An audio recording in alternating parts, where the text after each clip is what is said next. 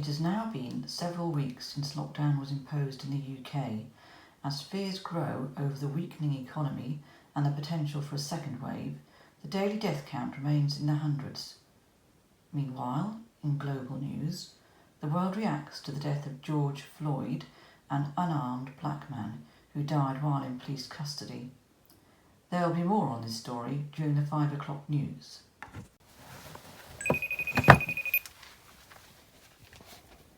Tara? Hi, what are you... Emily, it's a video call, remember? Is that better? Did you forget? Forget that I was supposed to be video calling my irresistible, beautiful girlfriend. Take that as a yes then. Sorry. It doesn't matter. What's got you so distracted? Well, I thought since you're 400 miles south of the border, away helping your mum, and we can't do anything anyway, I thought I'd start sorting out this attic. Oh, rather you than me. Love all crap up there.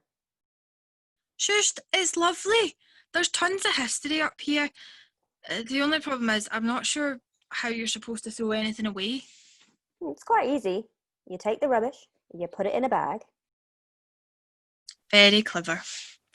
Suppose the saying's true though. One man's trash is another man's treasure. Or woman's. Quite. Well, I suppose I'll leave you to it. I'm sorry. Maybe I can call you later. I just want to get started. It's fine. Just don't leave it too long, or else I'll get dragged into another game of Scrabble with the parentals. I'll do my best. Try not to miss me too much. I'll try. Love you. Love you too. I wonder who you belong to. Master of the house or something. Whoever you were, you must have had some amount of blooming money. Dearest B, I must tell you that today was perhaps the happiest day of my life. For too long, women have been denied the right to vote, despite our contributions to the war effort and the enormous battle fought by my colleagues in Aspiration, Mrs. Pankhurst, Mrs. Fawcett, et al. From today, many of us will find those deeply unjust restrictions on our democracy lifted. We celebrated all night. Oh, B, how we celebrated. My immediate companions and I drank champagne. We even invited the serving girls, Mary and Bess, to join us. It became a merry kind of cabaret, with singing and poetry, and I entertained them all with my infamous impression of Lord Curzon, the miserable cur. At midnight, there was a moment of pause, as we reflected on the unfortunate circumstance befalling Mary and Bess, and the unlikelihood of their ever being able to vote. I swore then that we would never cease the fight until all citizens of this great country may stand together in electing our democratic leaders. On the night of our victory, I believed it more possible than ever. My darling B, I long to see you again. I pray we won't wait much longer. Your confidant, Liza Spencer. What a piece of history. Now, what have we got in here?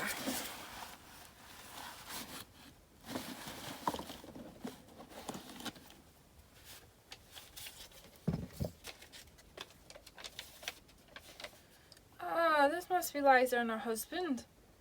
Oh, she looks beautiful. Oh, an inscription. To my dearest love. A gift for you. From the bookseller in Brighton, where we strolled the promenade. You in your suit, me in my parasol, surrounded by Toms. Yours forever and always, B. November 1918.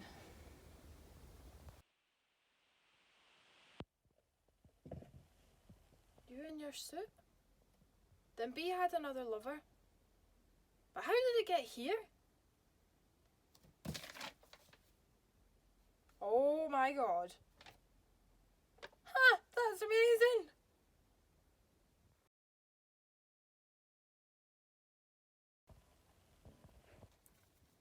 Sarah, you won't believe this. What is it? Check this out. It's a bunch of old stuff. I know you find it exciting, but Oh, take a look at this. cute couple. But what am I looking at? Look closer. I found a letter written from a lady called Liza, written to her lover, B. Oh, so that's her? And he's B? Take a closer look. Oh. Exactly. I found an inscription in this book from B to Liza where she talks about visiting Brighton and seeing Toms. Glad to know this house has always been a home for lesbians. It's quite comforting, isn't it? So, who was this Liza?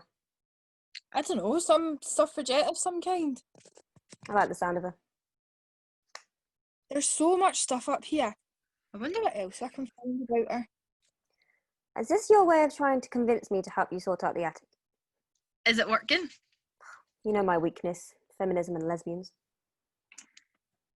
That being your weakness is exactly why I love you. I wonder what's in this one. I couldn't get it to open earlier. You numpty. What? Turn it around. Huh, oops. I wonder if there's a key hidden somewhere. In another box? Yeah, you could try that one there. Oh, I found another letter.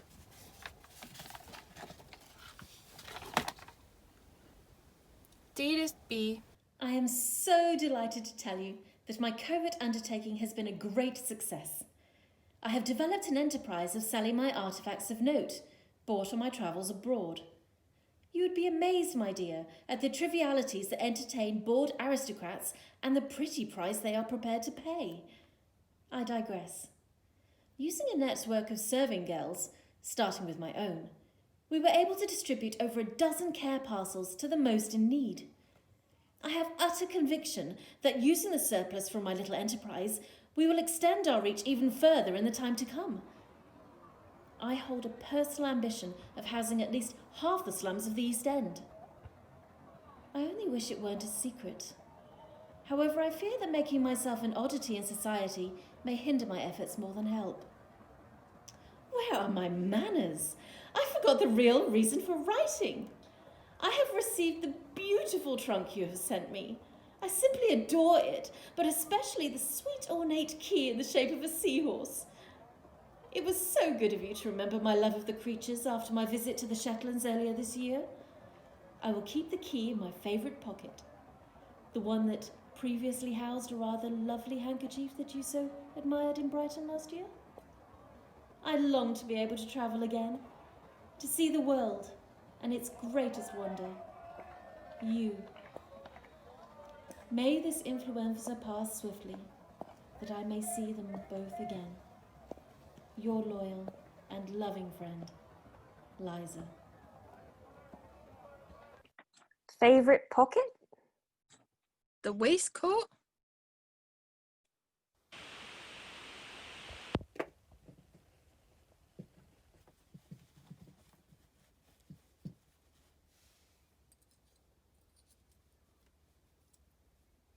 it is rather beautiful. So, what's in the trunk? Oh, more paperwork. This one looks different. It's a will.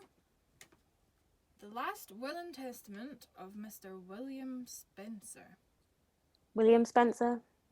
Spencer must have been a relation of Liza.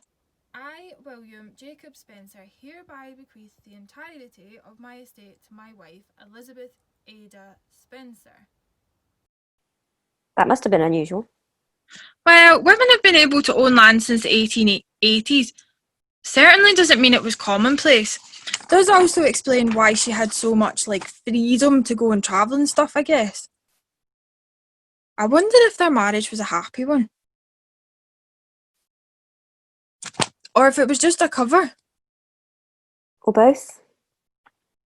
Maybe. Look, another letter to B. Do you think this is an invasion of privacy, going through her stuff like this? Maybe. But if we don't know the contents of the boxes, we don't know how they can best be looked after. I think some of this could be in a museum. Plus, you kind of want to know what happened to them? Exactly, don't you? No. Oh, really? Also, just hang up No, there. no, no, no. Okay, you got me. I do want to know how this turns out. Well then. Dear B. I was devastated to learn of your engagement to a Mr. Worthington, a pain made gravely worse by the method in which I'd learnt it. I am sorry to hear you think so little of our acquaintance that you decided to announce your engagement in the papers before writing to me. But I assure you the message was received loud and clear. You will not hear from me again. Yours, Ms. Spencer. Oh no. Maybe she didn't go through with it. Maybe she didn't have a choice but to. It was a very different time. Yes, I'm aware. I just don't want to think it ended like that. Poor Liza. She was a woman ahead of her time, wasn't she? Lesbian or possibly bisexual. And a socialist. In fairness, socialism does predate World War One. You remember my cousin Yaz? She did her dissertation on it all. All you'd hear for months on end was Lenin this, Marx that. And you probably devoured it, being the history lover you are. Yaz would love all this, wouldn't she? Definitely. Remind me to tell her about all this, will you? Well, come on, keep looking. You might get your happy ending after all. Okay. Oh, look. Oh, that's sweet. Oh, look. It's a seahorse on it. A gift from B, maybe? Could well be. Wait, what's that?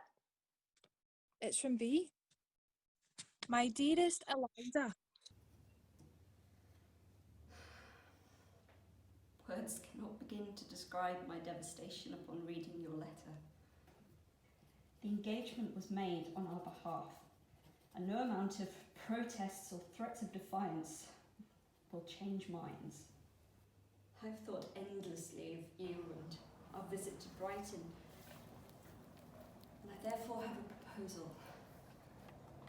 As we strolled along the promenade, no single person questioned you in your waistcoat and tails, and with your situation being what it is, I believe we could share a life together, albeit discreetly. Would that not make you so gloriously happy? My heart has never known such love or felt as full as when with you, and I would be empty were you to resign my life altogether. If I remain here in my present situation, I will have no choice but to marry James. My life will forever be miserable because I will have lost you and I will have lost myself. Please, my dearest, fondest love, do not sentence me to this fate.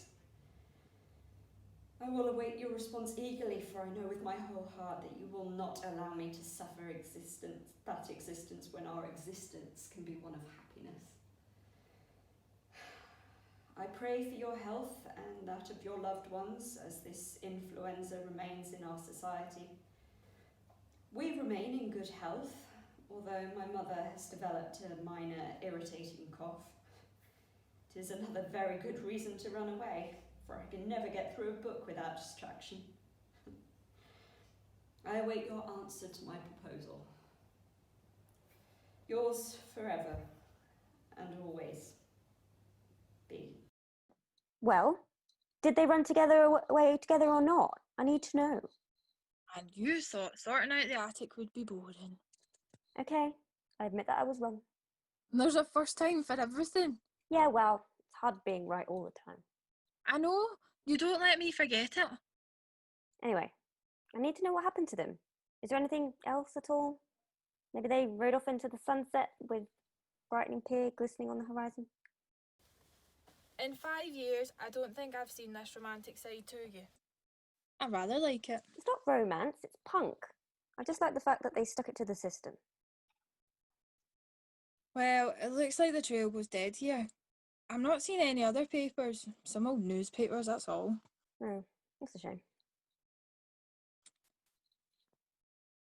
Wait, is this not something tucked away in those books? Where? Oh no. Seems like she tried to write this a few times. I'm afraid they all seem to end the same way. Here, I'll read this one. Dear B, I thank you for your inquiries after my health and wish that your mother's cough will ease soon. Please note that this letter is perhaps the most painful I have ever had to write. My heart skipped reading your proposal and broke entirely when I realised I would have to decline. Although I cannot bear to think of you married, you have to understand that the life that you propose is not compatible with my needs. A great deal of time and resource has been put into my projects helping the poor, and yet the amount of poor who are in need seems only to grow. I agree that with discretion, the life you outlined may be possible, but I do not see how, with the level of discretion that would be required, that I could continue with my work. Although I do not wholly fear being caught, I do wholly fear the consequences if I am not able to help those in need. Perhaps, though, the greatest sadness is to think of you living a lie, a miserable, wretched life. You understand, of course, that our friendship cannot continue. I cannot stand the pain of knowing you as a wife, and nor can I stand to bear witness to your misery. I would like you to know that I will think of you and brighten often. I understand there are some societies for women of my inclination in some parts of London. I will explore this further, but for now, I trust that you will keep the nature of our acquaintance in confidence. After all, I fear you perhaps have the most to lose in all this.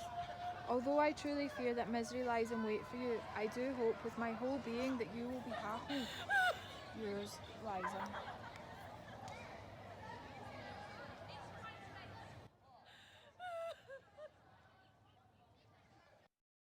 You're crying?